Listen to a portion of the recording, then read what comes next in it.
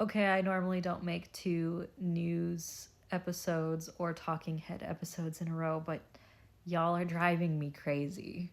And by y'all, of course, I don't mean all of you, but some of you need to stop just like accepting what you see on the internet as true.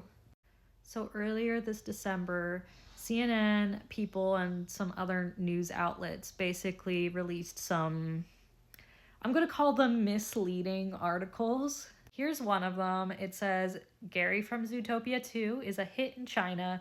Now young people are buying venomous pit vipers. I don't have it on the screen, but People magazine, their article name is Pet Sales of Venomous Vipers on the Rise, not Rise, there's a typo in there, after release of Zootopia 2. And now I normally wouldn't care about this, except some people in the actual reptile hobby have taken these articles and have just like run with this story. The story being that after seeing the character Gary the Snake in Zootopia 2, which is a great movie, by the way, just gonna say that, Gary is a Komodo Island Pit Viper or a Sunda Island Pit Viper or a white-lipped Pit Viper. There's a lot of common names for the Trimerosaurus insularis Pit Viper. And after getting attached to this great character, parents are going out to pet shops and they are buying their kids these exotic venomous snakes. Except this is not happening. First of all, these stories are covering what's going on in China, not in North America. However, a lot of the articles and reptile hobbyists that I'm seeing freaking out about this are located in North America and acting like it's happening here. It's not. These are a pretty difficult snake to get a hold of. I've worked at a zoo and it took us a while to obtain one of these animals because they are rare.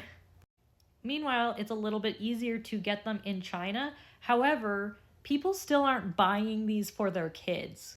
The young people that the CNN and People articles are referring to is one guy named Key, and he's 21. He's also experienced in keeping venomous snakes, has kept them before, and he was considering getting a Sunda Island Pit Viper long before Zootopia 2 came out. He just decided to get one 2 days after seeing the movie because it really kind of pushed him into that decision making. I don't think I need to explain to you how this is a completely different situation from a parent going out and just buying their kid a venomous snake. Now, on top of this just being kind of ridiculous misinformation, it's also kind of disappointing to me. Because what we really should be focusing on, instead of this weird, like, oh my god, the Dalmatian effect's happening, people are going out and getting venomous snakes, don't do that. Like, instead of that, I wish we were focusing on the fact that in this children's movie, there's a protagonist who is seen as brave and wise and has all of these admirable traits that is a venomous snake. These types of animals are typically villainized in films, and so it's really cool to see a film where this character is a protagonist and snakes are seen as good characters. I guess this video doesn't have much of a point other than for me to just encourage you to look twice at articles, maybe actually read them instead of just reading the headline, because if you read these, you'll find that it's just like one guy they're talking about, and then also people Googling how to get a venomous pit viper.